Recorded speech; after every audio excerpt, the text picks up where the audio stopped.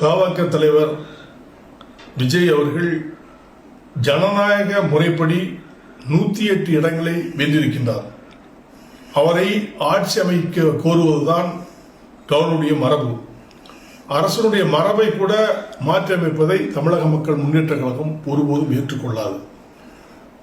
இதற்கு மக்களுடைய ஆதரவுகள் இருந்தும் மீண்டும் நீ ஆதாரத்தோடு 118 பேரோடு வர வேண்டும், அப்பொழுதுதான் ஆட்சி அமைக்க முடியும் என்று சொல்வது அது சமூக நீதிக்கு எதிரானது, அரசியல் சாசனத்துக்கு எதிரானது. இதை தமிழக மக்கள் முன்னேற்ற கழகம் வன்மையாக கண்டிக்கிறது. இந்த நிலையை உடனடியாக கவர்னர் கவனத்திற்கு சென்று உடனடியாக மாற்றி உடனடியாக அவரை ஆட்சி அமைக்க அழைக்க வேண்டும் என்று வலியுறுத்தினேன். பெரும்பான்மையை நிரூபிக்க வேண்டிய இடம் சட்டமன்றமே தவிர ஆளுநர் மாளிகை அல்ல என்பதை தெளிவாக தெரிந்து கொள்ள வேண்டும்.